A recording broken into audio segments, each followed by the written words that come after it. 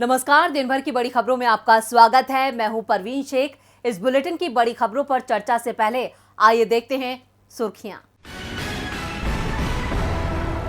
पंजाब में पीएम की सुरक्षा चूक मामले पर जांचपुरी कोर्ट की गठित कमेटी ने फिरोजपुर के तत्कालीन एसएसपी हरमनदीप सिंह को बताया जिम्मेदार, सरकार को सौंपी रिपोर्ट। सीबीआई छापेमारी पर बिहार के डिप्टी सीएम का फूटा गुस्सा। तेजस्वी यादव बोले, बिहारी डरने वाले नहीं, हिम्मत है तो मनोहर लाल खट्टर पर केस करके दिखाएं। बीजेपी में भारी फेरबदल। उत्तर प्रदेश और त्रिपुरा में बनाए गए नए प्रदेश अध्यक्ष। यूपी में भूपेंद्र चौधरी और त्रिपुरा में राजीव भट्टाचार्य को सौंपी पार्टी की कमान। गिरावट के साथ बंद हुआ शेयर बाजार। सेंसेक्स 310 अंकों की गिरावट के साथ 58,774 पर हुआ बंद। निफ्टी 82 अंकों की गिरावट के साथ 17,522 पर हुआ बंद। तो ये थी सुर्खियां। आइए अब बढ़ते हैं आगे। आज की सबसे बड़ी खबर जुड़ी है झारखंड में मचे सियासी घमासान से। झारखंड के सीएम हेमंत सोरेन की कुर्सी पर खतरा बढ़ता ही जा रहा है। हेमंत सोरेन अपनी कुर्सी बचाने के लिए सभी जतन कर रहे हैं, लेकिन हालात उनके खिलाफ है। तो क्या झारखंड में बीजेपी हो जाएगी अपने मकसद में कामयाब? इस खबर पर करेंगे विस्तार से चर्चा।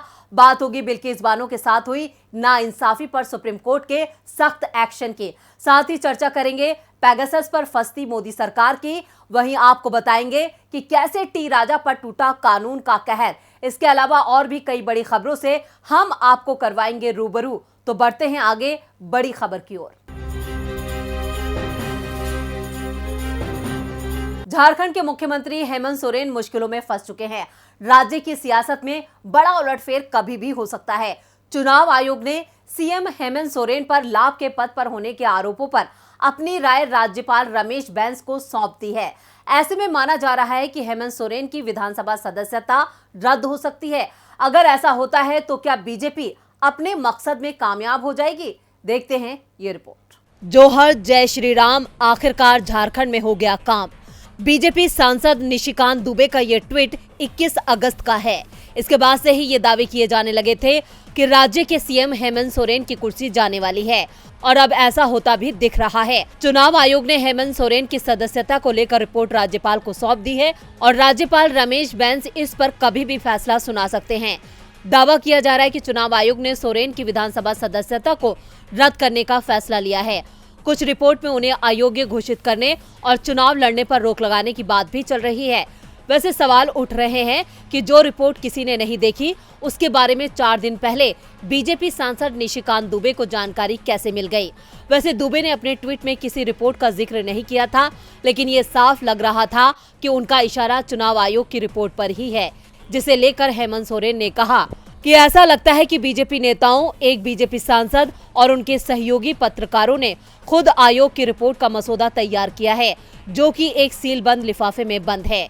इस बीच सीएम सोरेन के आवास पर उनके समर्थकों की भीड़ भी जुटी है, जो लगातार नारेबाजी कर रही है। इसका वीडियो ट्वीट करते हुए हेमंत सोरेन ने कहा, संवैधानिक संस्थानों को तो खरीद लोगे, जन समर्थन कैसे खरीद पाओगे?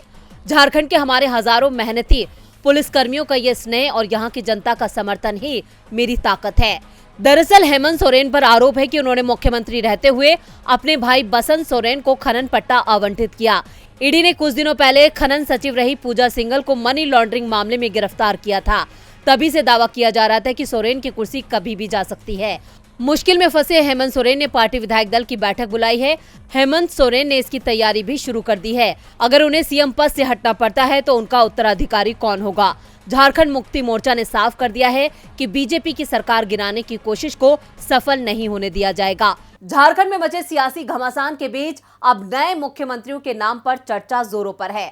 सोरेन के साथ पूरा महागठबंधन एकजुट है, तो दूसरी तरफ गुजरात के चर्चित बिल्किस बानो केस में उम्र कैद की सजा पाए 11 आरोपियों की रिहाई के खिलाफ प्रियंका गांधी के बाद राहुल गांधी ने भी आवाज उठाई है। राहुल गांधी ने बिल्किस बानो को न्याय देने की मांग की है, तो वहीं पीएम मोदी की खामोशी पर सवाल खड़े हो रहे हैं। आज सुप्रीम कोर्ट ने बिल्किस मामले पर सख्त रुख अख्तियार किया है। इस साल स्वतंत्रता दिवस के भाषण में पीएम मोदी ने भारत के लोगों से महिलाओं के प्रति अपना रवैया बदलने की गुजारिश की। उन्होंने कहा कि महिला सशक्तिकरण के लिए महिलाओं को इज्जत देना जरूरी है। पीएम मोदी ने कहा था, नारी का गौरव राष्ट्र के सपने पूरे करने में बहुत बड़ी पूंजी बनने वाला है। ये सामर्थ्य मैं देख रहा हूँ। पीएम मोदी के इस बयान की काफी तारीफ हुई और महिला अधिकारों के लिए इसे एक मजबूत बयान बताया गया। लेकिन इस बयान के कुछ ही देर बाद उसी दिन बिल्किस बानो गैंगरेप मामले के 11 गुनहगारों को गुजरात सरकार की एक कमेटी ने गोधरा जेल से रिहा कर दिया। साल 2002 में गोधरा ट्रेन जलाए जाने के बाद ये केस काफी सुर्खियों में रहा था। 27 फरवरी 2022 को भीड़ ने बिल्किस बानो और उनके परिवार पर तब हमला किया था जब वो अपनी जान बचाने के लिए भाग रहे थे। उन्होंने बिल्किस का गैंगरेप किया और उनकी 3 साल की बेटी समेत परिवार के 14 लोगों की जान ले ली। उस वक्त राज्य में बीजेपी की सरकार थी। तब से अभी तक बीजेपी ही राज्य की सत्ता में है। प्रधानमंत्री नरेंद्र मोदी तब गुजरात के मुख्यमंत्री थे। आज वो देश के प्रधानमंत्री हैं।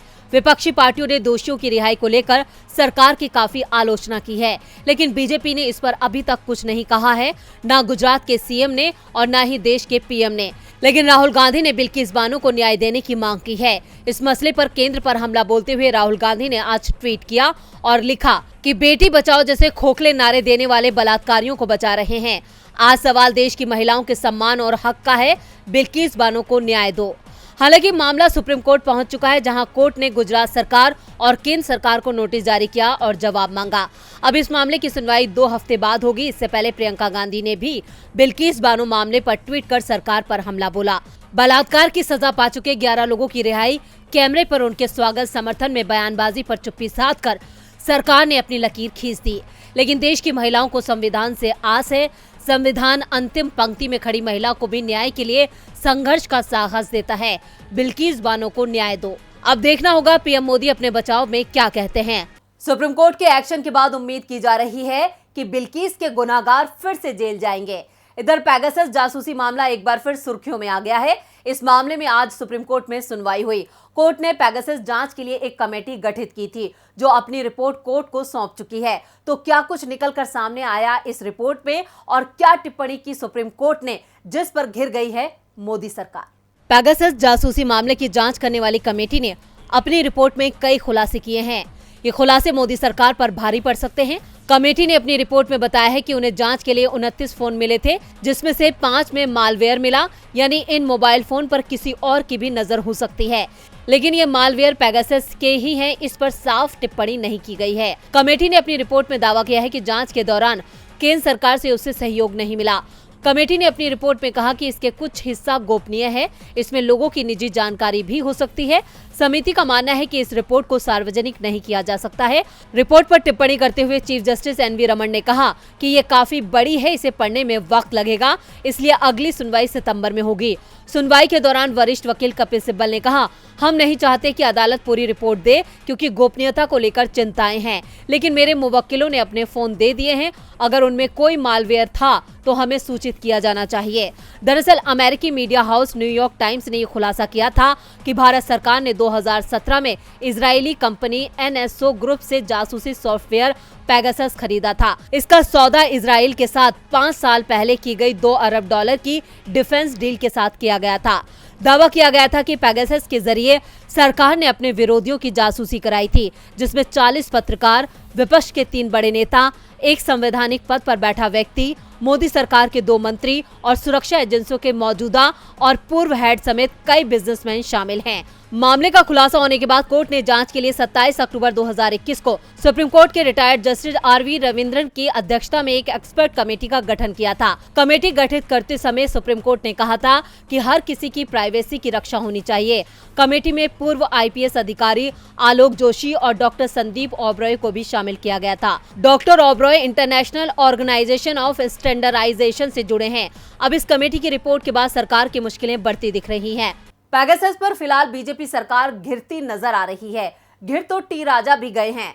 पैगंबर मोहम्मद पर विवादित बयान देना टी राजा को महंगा पड़ गया है। जमानत मिलने के बाद भी बीजेपी के विधायक अपनी हरकतों से बाज नहीं आ रहे थे, जिसके बाद उन्हें दोबारा गिरफ्तार कर लिया गया है। देखते हैं ये रिपोर्ट। भारतीय जनता पार्टी के विधायक टी राजा सिंह को पैगंबर मोहम्मद पर विवादित टिप्पणी करना महंगा पड़ गया है। हैदराबाद पुलिस ने आज एक बार फिर टी राजा को गिरफ्तार कर लिया। उन्हें भारी विरोध के बीच 23 अगस्त को पुलिस ने गिरफ्तार किया था। हालांकि उन्हें कोर्ट से उसी दिन जमानत मिल गई थी। इसके बाद मुस्लिम समाज में टी राजा की रिहाई को लेकर काफी नाराजगी थी। लोग विरोध प्रदर्शन कर रहे थे और उनकी गिरफ्तारी की मांग कर रहे थे। 23 अगस्त को बीजेपी ने भी राजा सिंह को पार्टी से निलंबित कर दिया था और नोटिस जारी कर जवाब मांगा। हैदराबाद के गौशा महल विधानसभा क्षेत्र से विधायक राजा सिंह अपनी कट्टर धार्मिक बयानबाजी के लिए जाने जाते हैं और इस वजह से सुर्खियों में बने रहते हैं। आपको बता दें कि बीजेपी विधायक ने stand up comedian Munawar Faruqui और धर्म विशेष की आलोचना करते हुए सोमवार को एक वीडियो जारी किया था। वीडियो में राजा सिंह एक धर्म विशेष के खिलाफ अपमानजनक टिप्पणी करते नजर आ रहे थे। टी राजा सिंह के बयान के बाद ही भारी प्रदर्शन शुरू हो गए। बुधवार को शहर के कुछ हिस्सों में अतिरिक्त पुलिस बल तैनात किया गया।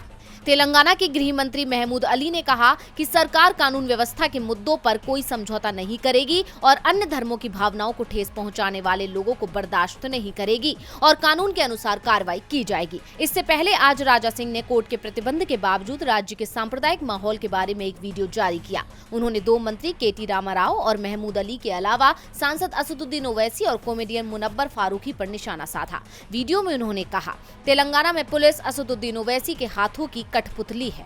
वैसे ये कोई पहला मौका नहीं है जब मुस्लिम समाज को लेकर टी राजा ने ऐसा बयान दिया हो। इससे पहले बीजेपी निलंबित प्रवक्ता नुपुर शर्मा भी इसी तरह का बयान दे चुकी है। अब सवाल उठ रहा है कि बीजेपी नेताओं के ये घटिया बयानों का सिलसिला कब रुकेगा। टी राजा के बयान के बाद सवाल है कि आखिर ये सिलसिला कब रुकेगा। पहले नुपुर, अब टी राजा। इधर सीएम केजरीवाल की मुश्किलों का सिलसिला नहीं रुक रहा है। दिल्ली की सियासत में इन दिनों हलचल तेज है। एक तरफ बीजेपी और आम आदमी पार्टी के बीच वार पलटवार का दौर चल रहा है, तो वहीं दूसरी तरफ दिल्ली की सत्ता पर काबिज आम आदमी पार्टी में टूट के संकेत मिल रहे हैं। क्या दिल्ली में टूट जाएगी आम आदमी पार्टी? क्या राजधानी में बीजेपी चला रही ऑपरेशन लोटस, क्या गिरेगी केजरीवाल सरकार? ये सवाल दिल्ली की सियासत में लगातार गूंज रहा है। इसकी वजह है केजरीवाल की मीटिंग, जिसमें कई विधायक पहले नदारद रहे। इसे लेकर बीजेपी लगातार आपको घेरती रही। वहीं इस गैर मौजूदगी को नकारते हुए आपके नेता सौरभ भारद्वाज ने एक बार फिर बीजेपी पर खरीद फरोख्त का आरोप लगाया। उन्होंने कहा कि दिल्ली में बीजेपी के ऑपरेशन को सीएम अरविंद केजरीवाल ने फेल कर दिया है। सारे आप विधायक ने कहा है कि वो आखिरी सांस तक केजरीवाल का साथ देंगे। सौरभ भारद्वाज ने कहा कि आज हुई बैठक में 62 में से 53 विधायक मौजूद थे। इसके अलावा सीएम ने अन्य विधायकों से फोन पर बात की। सभी ने कहा कि वो आम आदमी पार्टी के साथ हैं, वो आखिरी सांस तक केजरीवाल का साथ देंगे। वहीं बैठक के बाद आपके सभी विधायक मुख्यमंत्री अरविंद केजरीवाल की अगुवाई में महात्मा गांधी के समाधि स्थल राजघाट पहुंचे। इस दौरान उन्होंने कहा कि मैंने पिछले जन्म में जरूर अच्छे काम किए होंगे जो मनीष सिसोदिया जैसा साथी मुझे मिला। उन्होंने बीजेपी का प्रस्ताव ठुकरा दिया। अब वो पैसे देकर हमारे विधायकों को बीजेपी में शामिल होने का प्रस्ताव दे रहे हैं, लेकिन आम आदमी पार्टी एकजुट है और बीजेपी को मुंह तोड़ जवाब दे रही है। अब आपने तो एकजुटता का दावा कर दिया, लेकिन देखना होगा कि सत्तारूढ़ पार्टी विपक्ष की घेराबंदी से कैसे बचती है। आम आदमी पार्टी में टूट है तो कांग्रेस जोड़ने के काम में जुट गई है। कांग्रेस इस समय आगामी विधानसभा चुनाव के साथ साथ 2024 लोकसभा चुनाव पर भी फोकस कर रही है, जिसके लिए कांग्रेस चुनावी राज्यों में भी सक्रिय है। तो वही 2024 के लिए उसने भारत जोड़ो यात्रा का ऐलान कर दिया है, जिसकी शुरुआत 7 सितंबर से होने वाली है। ऐसे में इस यात्रा को शुरू करने से पहले गुजरात चुनाव को लेकर राहुल गांधी ने बड़ा ऐलान किया है। तो क्या है राहुल गांधी का वो बड़ा ऐलान, देखते हैं इस रिपोर्ट में।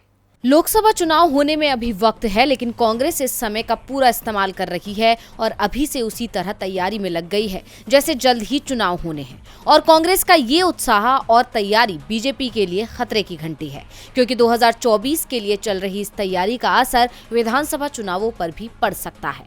दूसरी तरफ 2024 पर फोकस कर रही कांग्रेस विधानसभा चुनाव पर भी पूरा फोकस कर रही है और एक रणनीति के तहत काम कर रही है। और यही कारण है कि अब 7 सितंबर को शुरू होने वाली भारत जोड़ो यात्रा से पहले कांग्रेस सांसद राहुल गांधी गुजरात दौरे पर जाने वाले हैं। बता दें कि कांग्रेस नेता राहुल गांधी 5 सितंबर को गुजरात पहुंचकर राज्य के आगामी विधानसभा चुनाव के लिए अपनी पार्टी का प्रचार अभियान शुरू करेंगे। ये जानकारी कांग्रेस महासचिव केसी वेणुगोपाल ने देते हुए कहा कि पार्टी ने उम्मीदवारों के चयन की प्रक्रिया शुरू कर दी है और साल के अंत में होने वाले चुनावों के लिए उम्मीदवारों की पहली सूची 15 सितंबर से पहले जारी कर दी जाएगी। अब कांग्रेस सांसद की ये सक्रियता बता रही है कि पार्टी अब किसी भी तरह से कोई गलती नहीं करना चाहती है और सिर्फ 2024 पर ही नहीं बल्कि उसका पूरा फोकस विधानसभा चुनाव पर भी है। यही कारण है कि कन्याकुमारी से लेकर कश्मीर तक की यात्रा पर जाने से पहले राहुल गांधी ने गुजरात दौरे पर जाने का फैसला किया, क्योंकि गुजरात विधानसभा चुनाव होने में अब ज्यादा वक्त नहीं बचा है। साल के आखिर में चुनाव होने की उम्मीद है और गुजरात के लिए कांग्रेस जी तोड़ मेहनत कर रही है। कांग्रेस ने गुजरात में 90 दिन का चुनावी कार्यक्रम शुरू किया है। बुलेटिन के आखिर में बात ईडी पर लगने वाले अंकुश की। सुप्रीम कोर्ट में आज prevention of money laundering act यानी पीएमएलए के फैसले को चुनौती देने वाली कार्तिक चिदम्बरम की याचिका पर सुनवाई हुई। सुनवाई करते हुए सुप्रीम कोर्ट ने केंद्र सरकार को नोटिस जारी किया। चीफ जस्टिस एनवी रमन ने साफ कर दिया कि भ्रष्टाचार पर सख्त कानून जरूरी है, लेकिन कोर्ट इस कानून के 2 पहलुओं पर दोबारा विचार करेगा। तो क्या हैं वो 2 पहलू जिन पर सुप्रीम कोर्ट ने मोदी सरकार को नोटिस भेजा है? अब सबकी नजरें केंद्र सरकार के जवाब पर टिक गई हैं। देखते हैं ये रिपोर्ट। आज देश में सबसे ज्यादा सुर्खियों में कोई है तो वो है ईडी। ईडी के एक्शन से पूरे विपक्ष में हड़कंप है। विपक्ष हमेशा ये आरोप लगाता रहा है कि बीजेपी ईडी के सहारे देश में लोकतंत्र का खात्मा कर रही है। ईडी को मिली शक्तियों पर सुप्रीम कोर्ट के फैसले को पूरे विपक्ष ने चुनौती दी थी और कोर्ट से अपने फैसले पर विचार करने को कहा था। Prevention of money laundering act यानी पीएमएलए पर आए कोर्ट के फैसले को चुनौती देने वाली कार्तिक चिदम्बरम की याचिका पर देश की सर्वोच्च अदालत ने सुनवाई की। अदालत में सुनवाई के दौरान चीफ जस्टिस एनवी रमन ने कहा, ये कानून बहुत अहम है। हम सिर्फ 2 पहलुओं को दोबारा विचार के लायक मानते हैं। पहला ECIR यानी ईडी की तरफ से दर्ज FIR की रिपोर्ट आरोपी को न देने का प्रावधान। दूसरा, खुद को निर्दोष साबित करने का जिम्मा आरोपी पर होने का प्रावधान। इससे पहले बुधवार को कोर्ट ने इस मामले में खुली अदालत में सुनवाई और मौखिक दलीलें रखने की इजाजत मांगने वाली अर्जी को मंजूर कर लिया था और मामले को गुरुवार को खुली अदालत में सुनवाई के लिए निर्देश दिया था। न्यायाधीश एनवी रमन, न्यायमूर्ति दिनेश माहेश्वरी और न्यायमूर्ति CT रवि कुमार की पीठ ने बुधवार को कहा कि मौखिक सुनवाई के लिए अर्जी मंजूर की जाती है। मामले को 25 अगस्त 2022 को सूचीबद्ध किया जाता है। पीठ ने अदालत में कार्ति की पुनर्विचार याचिका पर गौर करते हुए ये बात कही। कार्ति ने सुप्रीम कोर्ट में ईडी की शक्तियों को बरकरार रखने के 27 जुलाई के फैसले पर फिर से विचार करने के लिए याचिका दाखिल की थी। इससे पहले पीएमएलए पर सुप्रीम कोर्ट ने बड़ा फैसला सुनाया था। ईडी की तरफ से दर्ज केस में फंसे लोगों को झटका देते हुए कोर्ट ने पीएमएलए कानून के प्रावधानों को चुनौती देने वाली याचिकाओं को खारिज कर दिया था। कोर्ट ने कहा था कि साल 2018 में कानून में किए गए संशोधन सही हैं। इसके साथ ही सुप्रीम कोर्ट ने ईडी के सभी अधिकारों को बरकरार रखा था। तो आज इस बुलेटिन में बस इतना ही। देखते रहिए DB लाइव। नमस्कार।